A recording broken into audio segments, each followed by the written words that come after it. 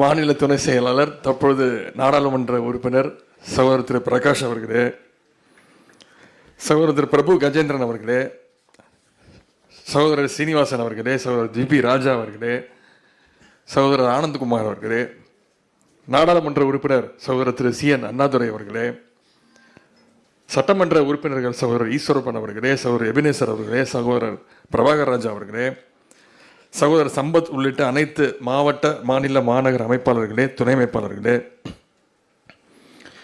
சகோதரர் சூர்யா கிருஷ்ணமூர்த்தி அவர்களே, சகோதரர் விக்னேஷ் ஆனந்த் அவர்களே, சமூக வலைதள தன்னார்வலர்களை ஒருங்கிணைக்கக்கூடிய சகோதரர் சம்பத்குமார் அவர்களே, திரு இளமாறன் அவர்களே, ஆஷிக், திரு கதிரவன், திரு தினேஷ், பிரதீப், வீராசாமி, திரு திருசங்கு அவர்களே, பெண் டீமிலிருந்து வந்திருக்கக்கூடிய சகோதரர்களே, இளைஞரணி பணிகளை அன்பகத்திலிருந்து ஒருங்கிணைக்கக்கூடிய திரு செந்தில் அவர்களே, வந்திருக்கக்கூடிய பத்திரிகை நண்பர்களே, மீடியா நண்பர்களே, இளைஞரணி சகோதரர்களே, உங்கள் அனைவருக்கும் முத்தமிழங்கி டாக்டர் கலைஞருடைய உயிரினும் மேலான உடன்பிறப்புகளே, உங்கள் அத்தனை பேருக்கும் முதற்கனுடைய வணக்கத்தையும் நன்றியும் நான் தெரிவித்துக் கொள்கின்றேன். தான் பேசுவதை தயாரித்த அனைத்தையும் ஏற்கனவே பேசிய வடக்கு மாவட்ட அமைப்பாளர் மதியழகன் பேசிவிட்டார். அது மட்டுமல்ல, காணொலியில் எல்லாத்தையும் போட்டு காட்டிட்டாங்கன்னு சொல்லிட்டு நான் பேச வச்சிருந்ததையும் அனைத்தையும் அவரே பேசிவிட்டார். திரு மாலிக் அவர்கள் மற்றும் திரு இன்பரகு அவர்கள், நன்றி உரையை ஆற்ற காத்துக் கொண்டிருக்கக்கூடிய திரு சகோதரர் ராஜா அன்பழகன் அவர்களே, முதல்ல அனைவருக்கும் என்னுடைய வணக்கத்தையும் வாழ்த்துக்களையும் நான் தெரிவித்துக் கொள்கின்றேன். இன்றோடு நம்முடைய இளைஞரணி 44 ஆண்டுகள் முடித்து 45வது ஆண்டில் வெற்றிகரமாக அடியெடுத்து வைக்கின்றோம். அதற்கு இந்த நேரத்தில் என்னுடைய மகிழ்ச்சியும் இந்த நேரத்தில் நான் தெரிவித்துக் கொள்கின்றேன். இந்த நேரத்தில் 45வது வருஷத்தில் நம்ம அடியெடு வைக்கிறோம்னா, இந்த நேரத்தில் இந்த பொறுப்பில் நம்ம இருக்கிறோன்னா அதுக்கு மிகப்பெரிய பெருமை. அந்த வாய்ப்பை அளித்த எனக்கு மட்டுமல்ல, உங்களுக்கும் சேர்த்து அந்த வாய்ப்பை அளித்த கழக தலைவர் முதலமைச்சர் அவர்களுக்கு என்னுடைய நன்றியை நான் தெரிவித்துக் கொள்கின்றேன். நீங்கள் பேசும்போது சொன்னாங்க, நான் இளைஞரணி தலைவராக பொறுப்பேற்ற பிறகு அனைத்து தேர்தலையும் நம்முடைய கழகம் வெற்றி பெற்றிருக்குன்னு. அதற்கு எனக்கு முழு ஒத்துழைப்பு கொடுத்து எனக்கு அந்த உத்வேகத்தை கொடுத்திருக்கக்கூடிய உங்கள் அனைவருக்கும், அமைப்பாளர்களுக்கும் துணை அமைப்பாளர்களுக்கும் முதல்ல என்னுடைய நன்றியை நான் தெரிவித்துக் கொள்கின்றேன். இங்கே பேசினவங்க பல பேர் சொன்னாங்க, இந்தியாவிலே ஒரு இயக்கத்திற்கு அணி என்றால் அது திராவிட முன்னேற்ற கழகம். நம்முடைய தலைவர் அவர்கள் இந்தியாவில் இருக்கக்கூடிய அனைத்து இயக்கங்களும் துவங்குவதற்கு முன்பே இளைஞரணியை துவக்கி வைத்தவர் நம்முடைய தலைவர். அதேபோல் கழகத்தில் பல அணிகள் இருந்தாலும் அதில் முதல் அணி நம்முடைய இளைஞரணி என்பதை நான் பலமுறை சொல்லியிருக்கின்றேன். அதை நாம் நிரூபித்தும் காட்டியிருக்கின்றோம்.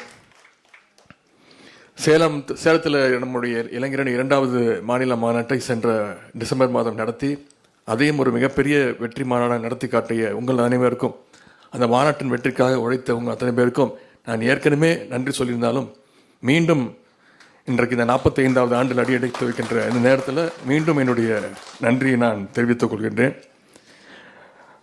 அதேபோல் சென்ற நாடாளுமன்ற தேர்தல் அனைத்து சட்டமன்ற தொகுதிக்கும் சென்று மக்களை சந்தித்து நம்முடைய இந்தியா கூட்டணி வெற்றி பெற வேண்டும் என்று தேர்தல் பிரச்சாரத்தில் நான் மட்டுமல்ல நீங்களும் ஈடுபட்டீர்கள்.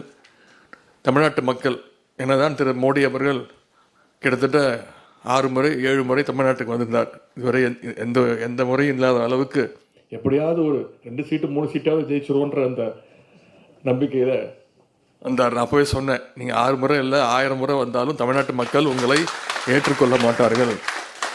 எங்கள் தலைவரையும் சமூக நீதியும் தான் தமிழ்நாட்டு மக்கள் ஏற்றுக்கொள்வார்கள் அப்படின்னு அதை நிரூபித்து காட்டிய தமிழ்நாட்டு மக்களுக்கு 40க்கு 40 தொகுதி வெற்றியை கொடுத்த தமிழ்நாட்டு மக்களுக்கு நம்முடைய இளைஞரணியின் சார்பாக நாம் நன்றியை தெரிவித்துக் கொள்கின்றோம்.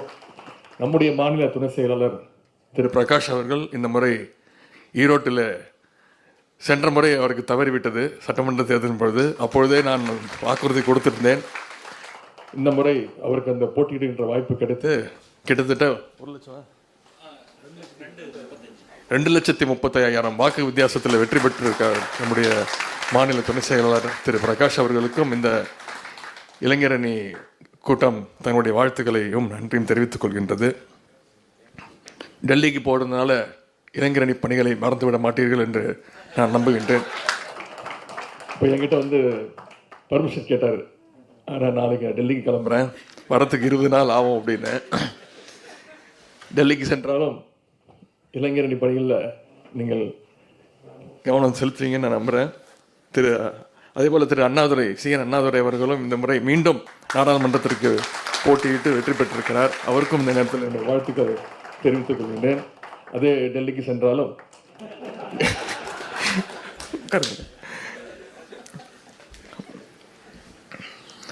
இந்த நேரத்தில் இன்னொரு நன்றியும் சொல்லியாக வேண்டும்.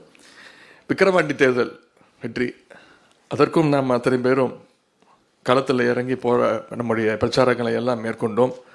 நான் 2 நாட்கள் விக்கிரவாண்டியிலே சுற்றி என்னுடைய தேர்தல் பணிகளை ஈடுபட்டேன்.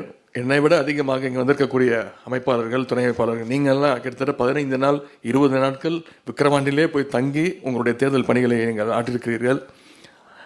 ஆய்வுக் கூட்டங்களை தொடர்ந்து நடத்தி கொண்டிருக்கிறோம். ஒவ்வொரு மாவட்ட அமைப்பாளர், துணை அமைப்பாளர்களும் வர சொல்லி அவங்களுடைய மினிட் புக்களை எல்லாம் ஆய்வு செஞ்சு என்னென்ன பணிகள் செஞ்சுருக்கிறீங்க, இன்னும் எப்படி சிறப்பாக செய்யலாம் அப்படின்ற ஆய்வுக் கூட்டத்தை நடத்துகின்ற பொழுது 99% பேர், உங்களில் பல பேர், இன்னும் சொல்லப்போனால் உங்களில் அத்தனை பேருமே விக்கிரவாண்டி இடைத்தேர்தலில் நீங்கள் தேர்தல் பணியை ஆற்றிருக்கிறீங்க. அதை கேட்கும்பொழுது மிகுந்த மகிழ்ச்சியாகவும் இருக்கின்றது. எனவே அந்த தேர்தல் வெற்றியிலுமே உங்களுடைய பங்கு மிக மிக முக்கியமான பங்கு. அதற்கு இந்த நேரத்தில் என்னுடைய நன்றியையும் வாழ்த்துக்களையும் நான் தெரிவித்துக் கொள்கின்றேன். இன்றைக்கு 45வது ஆண்டு அடியெடுத்து வைக்கின்றோம் என்றால், இன்னைக்கு இங்கே பேசியது போல நம்முடைய கழக தலைவர் அவர்கள் கோட்டையில் இருக்காங்க, ஒரு நிகழ்ச்சியில் கலந்துகிட்டு இருக்கிறாங்க. அங்கே இருந்தாலும் அவங்களுடைய முழு நினைப்பும் முழு எண்ணமும் இந்த அன்பகத்தில் நடக்கக்கூடிய இந்த நிகழ்ச்சிகள் தான் கண்டிப்பாக இருக்கும். ஏன்றால் நேற்று நள்ளிரவு எனக்கு தொலைபேசியில் அழைப்பு, ஒரு 11 மணிக்கு தொலைபேசியில் அழைச்சி, என்னென்னா நாளைக்கு 45வது பிறந்த நாளா இளைஞரணிக்கு அப்படின்னு சொல்லி வாழ்த்துனாங்க. அதே போல் இன்றைக்கி காலையில் 8 மணிக்கெல்லாம் தொலைபேசியில் அழைத்து என்னுடைய வாழ்த்துக்கள், இளைஞரணிக்கு என்னுடைய வாழ்த்துக்கள் அப்படின்னு சொன்னாங்க. தலைவர் எந்த பொறுப்புக்கு போனாலும், எந்த மிகப்பெரிய பொறுப்பு அடைஞ்சாலும், மாநாட்டில் நான் சொன்னேன்ல, இந்த இளைஞரணி மாநில இளைஞரணி செயலாளர்ன்ற பதவி எப்போவுமே இந்த எங்களுடைய இளைஞரணிக்கு பிராண்ட் அம்பாசிடர்னா அது நம்முடைய கழக தலைவர் அவர்கள் தான். அதைத்தான் அவரும் விரும்புவார். என்றால் அவர் உழைச்சிருக்கிறாரு. இன்றைக்கி இந்த இவ்வளோ பெரிய பொறுப்புக்கு வந்திருக்கிறாருன்னா இளைஞரணி தான் அதற்கு அடித்தளமிட்டது. இங்கே நிறைய பேர் உள்ளாட்சி பொறுப்புகளில் நிறைய முக்கியமான பொறுப்புகளுக்கு வந்திருக்கிறீங்க. மக்களால் தேர்ந்தெடுக்கப்பட்டு, எதுவும் நியமன பொறுப்பு கிடையாது, மக்களால் தேர்ந்தெடுக்கப்பட்டு. அதேபோல் மாவட்ட செயலாளர்களாக எனக்கு பல பேர் வந்திருக்கிறாங்க, ஒன்றிய செயலாளர்களாக பல பேர் வந்திருக்கிறாங்க, சட்டமன்ற உறுப்பினர்களாக, அமைச்சர்களாக, முதலமைச்சராக வந்திருக்காங்கன்னா அது வந்து இந்த இளைஞரணி போட்ட இளைஞரணியில் அந்த உங்களுடைய உழைப்புக்கு கிடைத்த அந்த அடித்தளம் தான். எனவே இன்றைக்கு இந்த முரசொலி சமூக வலைதளங்கள் துவங்கி இருக்கிறோம். ஏற்கனவே இளைஞரனுக்கு என்று ஒரு சமூக வலைதளம் இருந்தாலும் இன்னைக்கு ஒரு வருவாய் மாவட்டத்திற்குன்னு தனியாக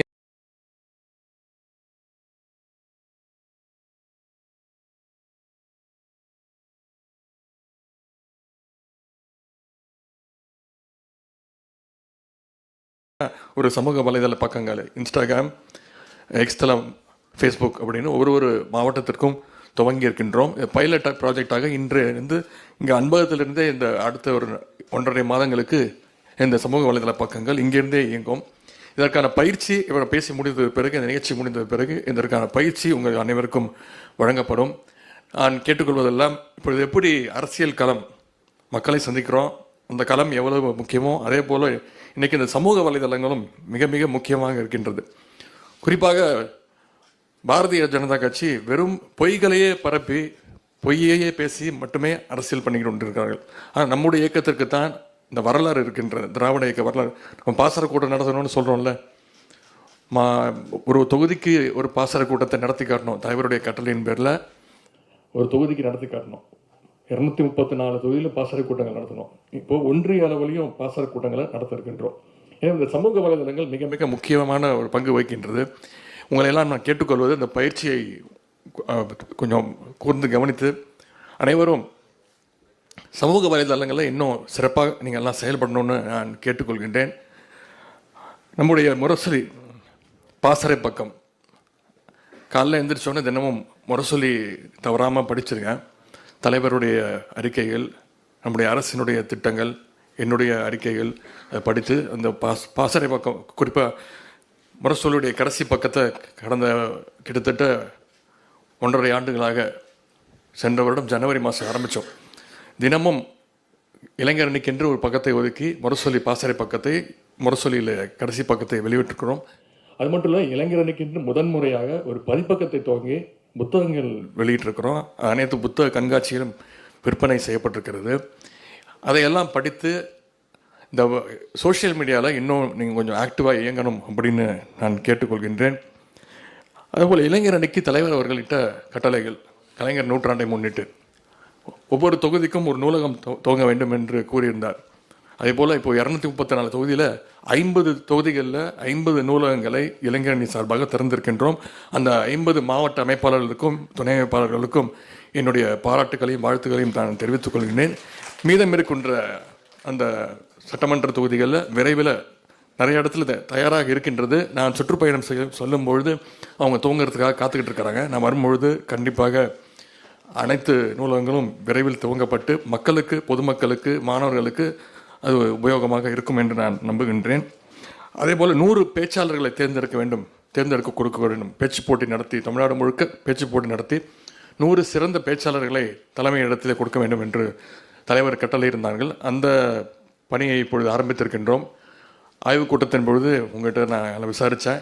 உங்கள் அத்தனை பேருக்கும் அந்த ஃபேம்ப்ளெட்லாம் கொடுக்கப்பட்டு, உங்கள் பகுதியில், உங்கள் மாவட்டத்தில் இருக்கக்கூடிய அனைத்து கல்லூரிகளுக்கும் அது கொடுக்கப்பட்டு, வர 25ஆம் தேதி முன்னாடி அந்த பேச்சாளர்களை தேர்ந்தெடுத்து உங்கள் மாவட்ட அளவில் பேச்சு போட்டி நடத்தி விரைவில் 30 நடுவர்களை தேர்ந்தெடுக்கின்றோம். அவங்களெல்லாம் தேர்ந்தெடுத்து உங்களுடைய மாவட்டங்களுக்கு அனுப்பி வைத்து அந்த பேச்சு போட்டியும் மிகச் சிறப்பாக நடத்தி, சென்னையில் ஒரு மிக பிரம்மாண்டமான, மிக எழுச்சியான முறையில் ஒரு பேச்சு போட்டி நடத்தி தமிழ்நாட்டிலே சிறந்த 100 பேச்சாளர்களை தேர்ந்தெடுக்கின்ற அந்த பணியை தொடர்ந்து செய்வோம். அதேபோல் இல்லந்தோறும் இளைஞரணி பல மாவட்டங்களில் மிகச்சிறப்பாக நடத்திக்கிட்டு இருக்கிறீங்க. அதுக்கு என்னுடைய வாழ்த்துக்கள். சில மாவட்டங்களில் இன்னும் துவங்க இல்லை, ஏன்னா தொடர்ந்து தேர்தல் பணியில் ஈடுபட்டிருக்கிறோம். இந்த இல்லந்தோறும் இளைஞரணி மிக மிக முக்கியமான பணி. வீட்டுக்கே போய் இளைஞர்களை சந்தித்து அவங்ககிட்ட இளைஞர்கள் நீங்கள் ஏன் சேரணும், இளைஞர்கள் என்னென்ன பணிகளை செஞ்சுட்டு இருக்கிறோம், திமுக அரசுடைய திட்டங்கள், சாதனைகளாக சொல்லி சேர்த்துக்கிட்டு இருக்கோம். அந்த பணிகளையும் விரைவுபடுத்த வேண்டும் என்று நான் கேட்டுக்கொள்கின்றேன். அதேபோல் துணை செயலாளர்கள் 7 பேருக்கும் இந்த நேரத்தில் என்னுடைய தனிப்பட்ட முறையில் என்னுடைய நன்றியை நான் தெரிவித்துக் கொள்கின்றேன். நான் பல பணிகள் அமைச்சராக ஆனதுக்கு பிறகு விளையாட்டுத்துறையின் சார்பாக, சிறப்பு திட்ட செயலாக்கத்துறையின் சார்பாக பல பணிகள் இருந்தாலும் தமிழ்நாடு முழுக்கும் பயணம் பண்ணி ஆய்வுக் கூட்டங்கள் என்னால் இன்டர்வியூவில் நேர்காணலில் ஈடுபட முடியவில்லை என்றாலும் இந்த துணை செயலாளர்கள் அவங்க தான் தமிழ்நாடு முழுக்க பயணம் பண்ணி ஒவ்வொரு மாவட்டத்திற்கும் வந்து இன்டர்வியூ அட்டன் பண்ணி ஒவ்வொருத்தரையாக சந்தித்து அந்த ரிப்போர்ட்ஸ்லாம் எனக்கு கொடுத்தாங்க. அதை வச்சு தான் ஒவ்வொரு மாவட்டத்திற்கும் நிர்வாகிகள் தேர்வு செய்யப்பட்டார்கள். எனவே அவங்களுக்கு இந்த நேரத்தில் என்னுடைய நன்றியை நான் தெரிவித்துக் கொள்கின்றேன். அதேபோல் விரைவில் ஒன்றிய அளவில், பேரூர் பகுதி அளவில் நியமிக்கப்பட வேண்டிய நிர்வாகிகள்லாம் விரைவில் அறிவிக்கப்படுவார்கள். அதற்கான பணிகள் நடைபெற்று கொண்டிருக்கிறது.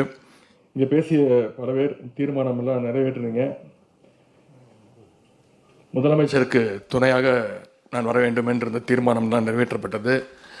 பத்திரிகைகளில் வருகின்ற, நான் பேச முடிக்கல, பத்திரிகையில் வருகின்ற கிசுகிசுகள், வதந்திகள் எல்லாம் படிச்சுட்டு வந்து இது நடக்க போதோ, அப்போ நம்ம ஒரு கோல் போட்டு வச்சுருவோம், துண்டு போட்டு வச்சுருவோம் அப்படின்ற அடிப்படையில் இங்கே பேசியிருக்கிறீங்க. எப்படி தலைவர் எந்த பொறுப்புக்கு சென்றாலும் அவர் மனதிற்கு, அவர் பலமுறை சொல்லியிருக்கிறார், அந்த இளைஞரணி செயலாளர் என்ற அந்த பொறுப்பு தான் அவருக்கு மனதிற்கு மிக மிக நெருங்கிய பொறுப்பு. அதே போல் துணை முதலமைச்சர் அப்படின்னு பலமுறை என்னை வந்து பத்திரிகை நண்பர்கள் கேட்டபோது கூட சொன்னேன், ஆமாம், எல்லா அமைச்சர்களுமே எங்களுடைய முதலமைச்சருக்கு துணையாகத்தான் இருப்போம். இங்கே வந்திருக்கக்கூடிய அத்தனை அமைப்பாளர்களுமே நம்முடைய முதலமைச்சருக்கு துணையாகத்தான் இருப்போம். எவ்வளவு பெரிய பொறுப்பு வந்தாலும் என்னுடைய மனதிற்கு மிக மிக நெருங்கிய பொறுப்புனா அது கண்டிப்பாக இந்த இளைஞரணி திராவிட முன்னேற்ற கழகத்துடைய இளைஞரணி செயலாளர் என்ற அந்த பொறுப்பு தான். எனவே எந்த பொறுப்பு வந்தாலும் இளைஞரணியை மறந்துவிட மாட்டேன். நம்ம இருக்க வேண்டிய பணிகள் ஏராளம். எப்படி தொடர்ந்து நாடாளுமன்ற தேர்தலில் வெற்றிக்காக உழைத்தோமோ, எப்படி விக்கிரவாண்டி சட்டமன்ற இடைத்தேர்தல் வெற்றிக்காக உழைத்தோமோ, அதே போல் வருகின்ற மிக மிக முக்கியமான தேர்தல் 2026 தேர்தல் நம்முடைய கழகத்துடைய அரசினுடைய தலைவருடைய சாதனைகளை, திட்டங்களை எல்லாம், குறிப்பாக பெண்கள், இந்த முறை தேர்தல் ரிசல்ட் வந்ததுக்கப்புறம் அது ஒரு ஆய்வு செஞ்சு பார்த்தோம். எந்த முறையும் இல்லாத அளவுக்கு இந்த முறை தாய்மார்கள், பெண்கள் நம்முடைய திராவிட முன்னேற்ற கழகத்திற்கு வாக்களிச்சிருக்கிறாங்க. அந்த அளவுக்கு நம்முடைய தலைவருடைய விடியல் பயணம் திட்டம், அந்த கட்டணமில்லா பேருந்து திட்டம், அதே போல் கலைஞர் மகளிர் உரிமை தொகை திட்டம், இந்த 2 திட்டமும் பெண்களிடத்தில் நம்முடைய கழகத்திற்கும் அரசிற்கும் தலைவருக்கும் மிகப்பெரிய ஒரு நல்ல பெயரை ஏற்படுத்தி கொடுத்திருக்கிறது. மிகப்பெரிய எதிர்பார்ப்பு வந்திருக்கிறது. எனவே இதையெல்லாம், அதே போல் புதுமை பெண் திட்டம், இப்போ அந்த திட்டத்தை, அதாவது அரசு பள்ளியில் படித்து அரசு எந்த கல்லூரியில் போய் சேர்ந்தாலும் அவங்களுக்கு மாதம் 1000 ரூபா கிட்டத்தட்ட ஒரு வருடமும் 2.5 லட்சம் மாணவிகள் பயன்பெற்றுக்கிறாங்க. இதனால் மாணவிகள் கல்லூரியில் சேர்ற அந்த சதவீதமே உயர்ந்திருக்கு. இப்போ தலைவர் அந்த திட்டத்தை ஆண்கள் மாணவர்களுக்கும் விரிவுபடுத்தியிருக்கிறாங்க. இந்த ஆகஸ்ட் மாதத்துலேருந்து விரிவுபடுத்துகிறாங்க. தமிழ் புதல்வன் திட்டம் அப்படின்னு. இதையெல்லாம் நம்முடைய இளைஞரணி தம்பிமார்கள், நம்முடைய கழக அரசினுடைய திட்டங்கள், சாதனைகள்லாம் உள்வாங்கி நீங்கள் அதை மக்கள்கிட்ட எடுத்து கொண்டு போய் சேர்த்து 2026 என்ன நடந்தாலும் சரி, என்னென்ன கூட்டணி வந்தாலும் சரி, ஜெயிக்கப் போவது நம்முடைய கழக தலைவர் அவர்கள் தான். மீண்டும் தமிழ்நாட்டை ஆளப்போவது நம்முடைய கழக தலைவர் அவர்கள் தான், திரு முத்துவேல் கருணாநிதி ஸ்டாலின் தான். அது மட்டுமே இளைஞரணி தம்பிமார்கள் நம்முடைய இலக்காக இருக்க வேண்டும் என்பதை கூறிக்கொண்டு 45வது ஆண்டு நம்முடைய 45வது ஆண்டில் அடியெடுத்து வைக்கிறோன்னா இதுதான் நம்முடைய ஒரே குறிக்கோள். 2026 திமுக கூட்டணி தான் ஜெயிக்க போகுது. முதலமைச்சராக நம்முடைய தலைவர் தான் உட்கார போகிறார். இதை தவிர நமக்கு வேறு எந்த நோக்கமும் இருக்கக்கூடாது என்பதை கூறிக்கொண்டு வந்திருந்த அத்தனை பேருக்கும் மீண்டும் என்னுடைய நன்றி தெரிவித்து, பயிற்சி அந்த எடுக்க போகிறாங்க, சொல்லிக் கொடுக்க போகிறாங்க, அதை கொஞ்சம் கூர்ந்து கவனித்து நீங்கள் அத்தனை பேரும் சோஷியல் மீடியாவில் இன்னும் கொஞ்சம் ஆக்டிவாக இருக்க வேண்டும். தினமும் காலையில் ஒரு 10 நிமிஷம், சாயங்காலம் ஒரு 10 நிமிஷம் ஒதுக்குனா போதும் என்று கூறிக்கொண்டு மீண்டும் என்னுடைய நன்றியை தெரிவித்து விடைபெறுகின்றேன். நன்றி, வணக்கம்.